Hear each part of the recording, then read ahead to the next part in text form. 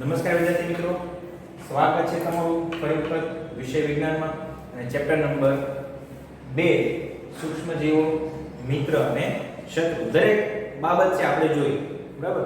હવે આગળના છે એ મુખ્ય 3 ગુણનો સવાલ છે એ જોવાનો છે અને એ 3 ગુણનો સવાલ એટલે નાના બાળકોને છે એ પોલિયોની રસી આપવી જરૂરી છે. એટલે છે કે વૈજ્ઞાનિક કારણ નાના બાળકોને પોલિયોની રસી આપવી જરૂરી છે. શા માટે?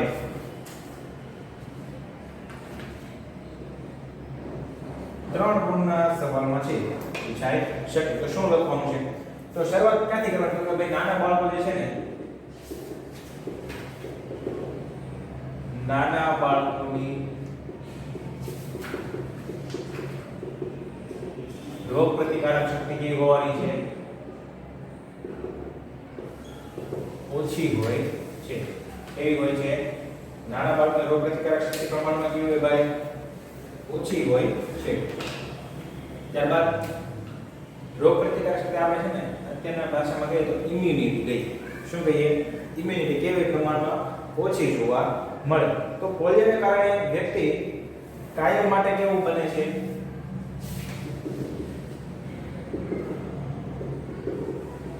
પોલિયોના કારણે વ્યક્તિ કાયમ માટે છે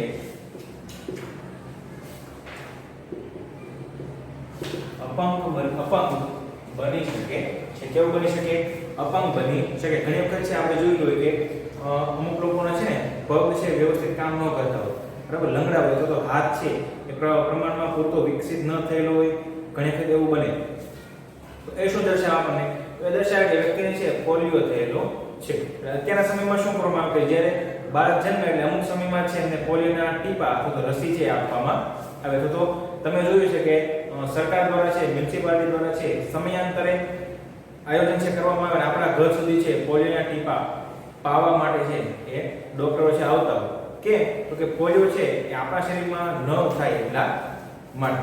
ખ્યાલ આવ્યો ને? પોલિયોની રસી છે એ હંમેશા ટીપા એટલે કે મોઢા દ્વારા છે આપવામાં આવે. એટલે શરૂઆતમાં લખવાનું કે નાના બાળકોની છે રોગ પ્રતિકારક શક્તિ કેવી છે? પ્રમાણમાં ઓછી હોય છે. પોલિયોના કારણે વ્યક્તિ છે કાયમ માટે અપંગ છે બની શકે. બીજું લખવાનું કે પોલિયોની અસર થયા પછી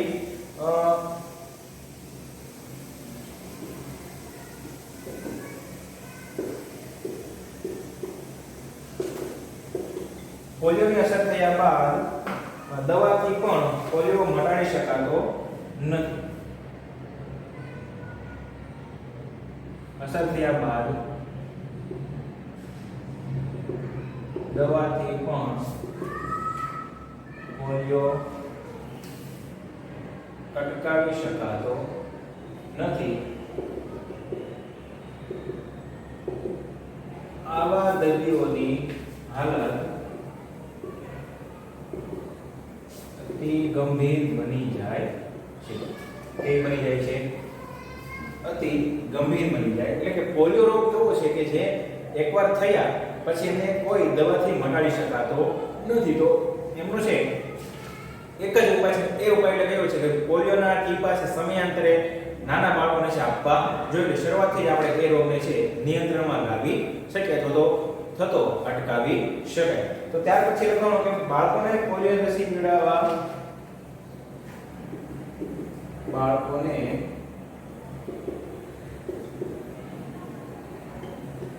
પોલિયોની રસી પીવડાવવાથી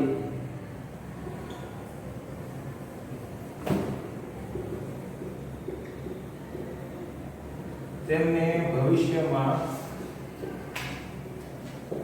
થનારા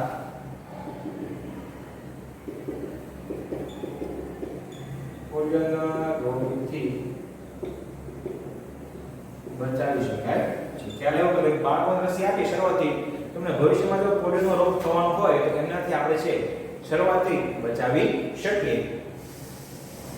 આમ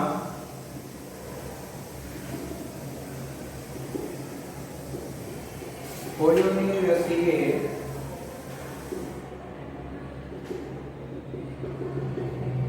પોલિયોના રોગ સામે રક્ષણ આપવાનું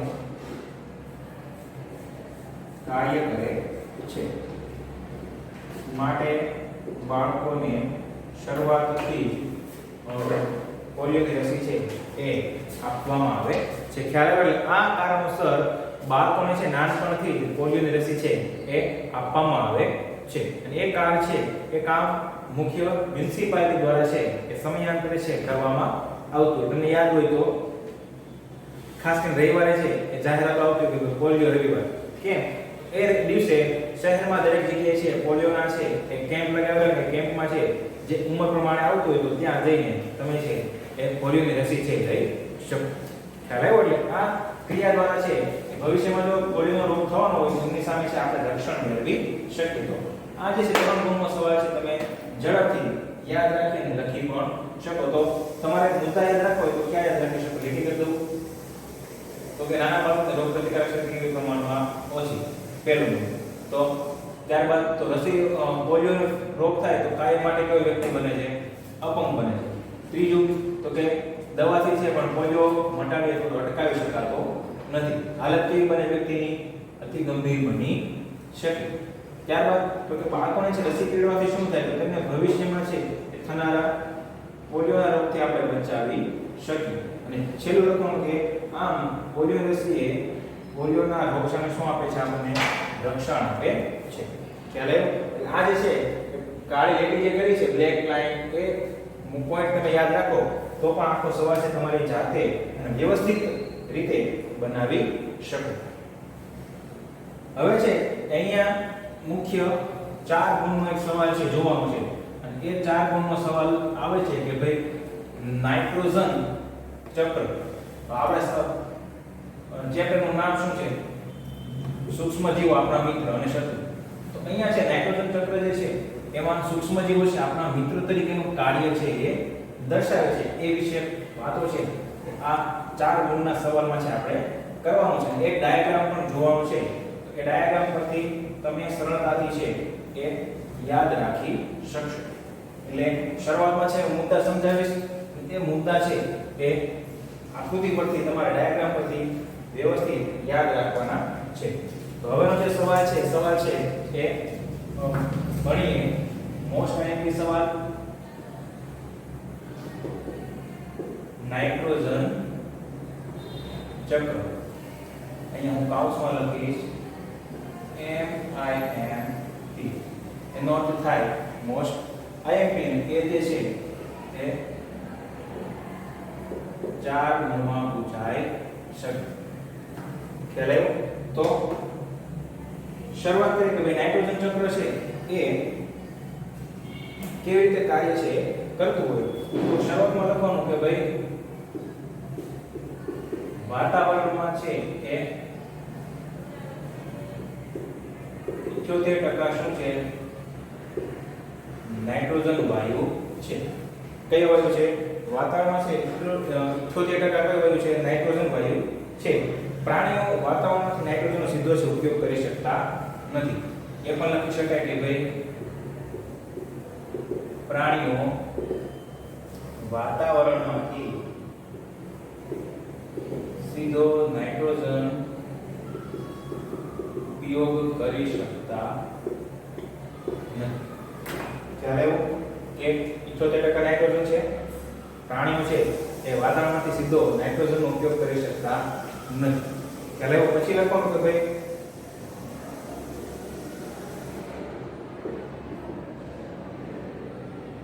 ભૂમિમાં રહેલા બેક્ટેરિયા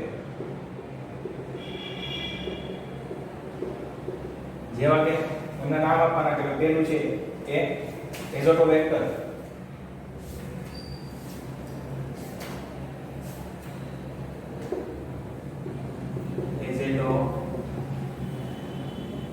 બેક્ટર પહેલું બેક્ટેરિયાનું નામ પહેલું એઝોટોબેક્ટર.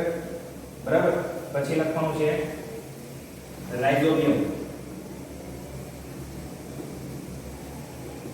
રાઇઝોબિયમ બરાબર. ત્રીજું લખવાનું તો ભાઈ એનાબિના. એનાબિના અને નોસ્ટોક નામની નીલહરિત લીલ જે વાતાવરણમાંથી શું કરે છે તો નાઇટ્રોજનનું સ્થાપન કરે છે. સમજાય? કઈ વખત ભૂમિમાં રહેલા બેક્ટેરિયા કે જમીનમાં રહેલા બેક્ટેરિયા જેવા કે એઝિડોબેક્ટર, રાઇઝોબિયમ બેક્ટેરિયા, એનાબિના અને નોસ્ટોક નામની નીલહરિત લીલ જે વાતાવરણમાંથી નાઇટ્રોજનનું સ્થાપન ક્યાં કરે છે? જમીનમાં કરે છે. ખ્યાલ આવ્યો? આ દ્વારા છે બેક્ટેરિયા દ્વારા છે જમીનમાં નાઇટ્રોજનનું સ્થાપન થાય. હવે વાત કરવાની છે વીજળી. તો વીજળી થતા સમયે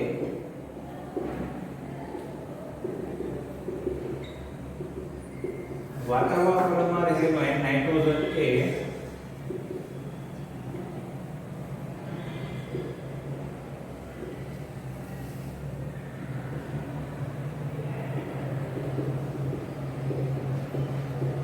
નાઇટ્રોજન ડાયોક્સાઇડમાં નાઇટ્રોજન ઓક્સાઇડમાં રૂપાંતર પામે. શેમાં રૂપાંતર પામે?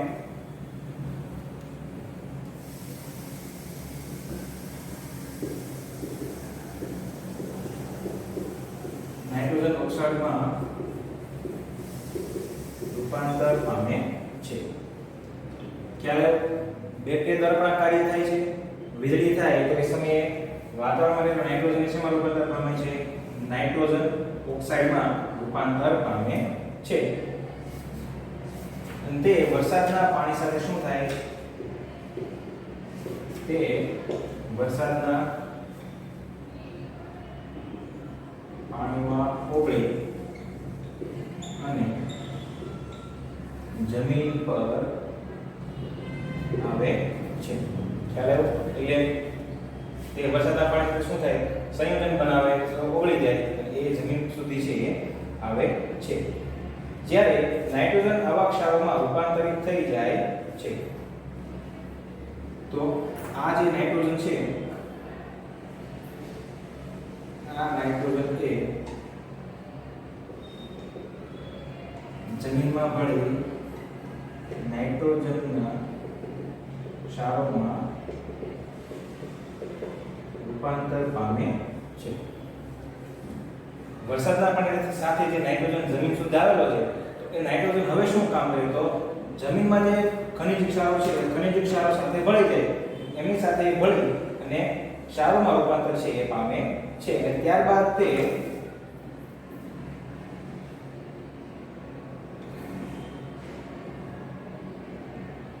વનસ્પતિ ના મૂળ દ્વારા શોષાય અને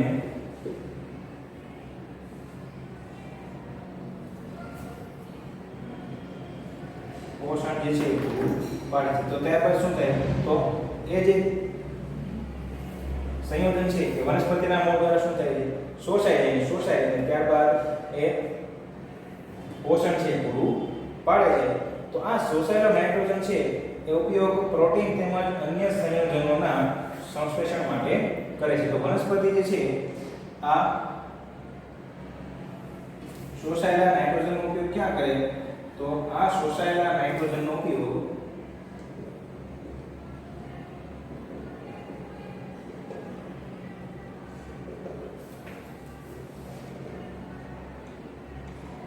પ્રોટીન અને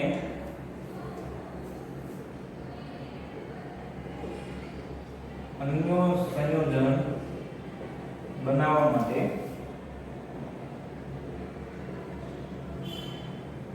ઉપયોગ કરે છે. અહીંયા સુધી સમજાણું કે નાઇટ્રોજન જે છે એ મૂળ દ્વારા શોષાય અને પોષણ પૂરું પાડે. કેવી રીતે? તો નાઇટ્રોજનનો છે ઉપયોગ પ્રોટીન અને અન્ય સંયોજનો બનાવવા માટે છે વનસ્પતિ એમનો છે ઉપયોગ કરે છે.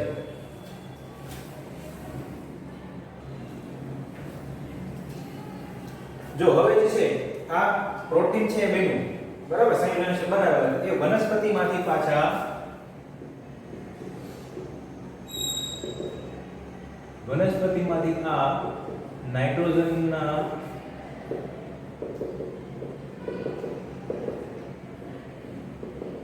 સંયોજનનો ઉપયોગ પ્રાણીઓ કરે છે. ત્યારે બે નાઇટ્રોજન છે ક્યાં ઉપયોગમાં આવે તો પાછા શાકાહારી પ્રાણીઓ છે વનસ્પતિ ખાતા હોય તો એમનો સંયોજનો છે એ નાઇટ્રોજન સંયોજનનો ઉપયોગ કરે છે. હવે લખવાનું કે વનસ્પતિ તેમજ પ્રાણીઓના મૃત્યુ બાદ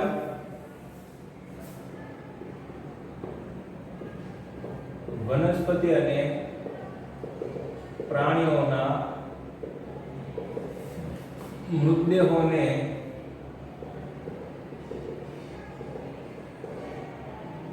જમીનમાં રહેલા બેક્ટેરિયા તો એ જે પ્રાણી અને વનસ્પતિના મૃતદેહો છે બરાબર તો એ જમીનમાં રહેલા બેક્ટેરિયા દ્વારા બેક્ટેરિયા તથા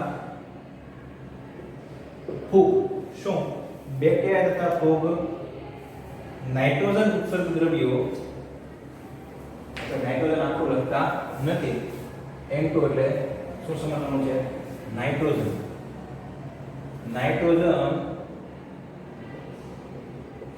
ઉત્સર્ગ દ્રવ્યો તરીકે શું કરે છે ઉત્સર્ગ દ્રવ્ય તરીકે રૂપાંતરિત કરે છે. અહીંયા છે વાક્ય રચના કરી તો તમે કરી શકો ભાઈ નાઇટ્રોજન ઉત્સર્ગ દ્રવ્ય તરીકે રૂપાંતરિત કરે છે. શું કરે છે ફરી વખત જો વનસ્પતિ અને પ્રાણી જે છે બરાબર કે મૃત્યુ પામેલા છે જમીન પર પડેલા છે તો જમીનમાં રહેલા બેક્ટેરિયા શું કરે બેક્ટેરિયા તથા ફૂગ એ શું કરે તો એ નાઇટ્રોજન ઉત્સર્ગ દ્રવ્યનું છે શું કરે છે સમયાંતરે રૂપાંતર કરે છે જે વનસ્પતિ દ્વારા આપણને ઉપયોગમાં લેવાય છે. જે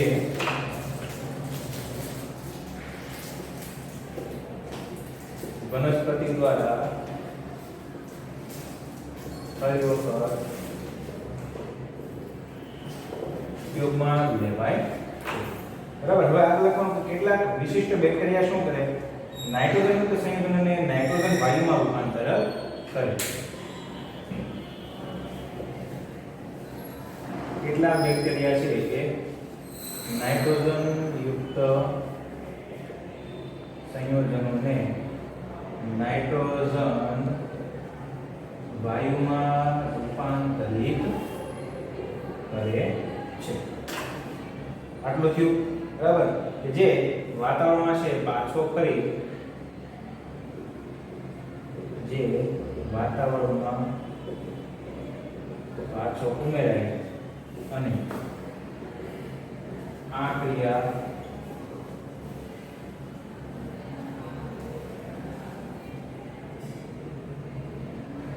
ચક્ર સ્વરૂપે છે ચાલતી રહે છે જેને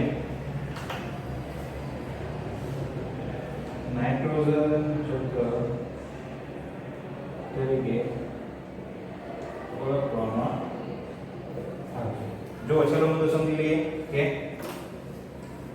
બેક્ટેરિયા છે એ નાઇટ્રોજન યુક્ત સંયોજનને જમીનમાંથી ક્યાં નાઇટ્રોજન વાયુમાં રૂપાંતરિત કરે તો એ નાઇટ્રોજન વાયુ છે એ પાછો ક્યાં ઉમેરાય છે વાતાવરણમાં ઉમેરાય છે અને આ ચક્ર છે એ ચાલ્યા કરે. આ પાછો વાયુ છે બરાબર એ ક્યાં જો અહીંયા આવી જાય પ્રાણીઓ છે સીધો ઉપયોગ કરી શકતા નથી તો એ નાઇટ્રોજન વાયુ ઉમેરાયો છે એ વાયુ છે એ બેક્ટેરિયા દ્વારા ફરી વખત શું થાય છે નાઇટ્રોજન છે જમીનમાં સ્થાપન થાય. આ ચક્ર છે ફરી વખત ચાલતું રહે કે જેને આપણે નાઇટ્રોજન ચક્ર તરીકે ઓળખીએ છીએ.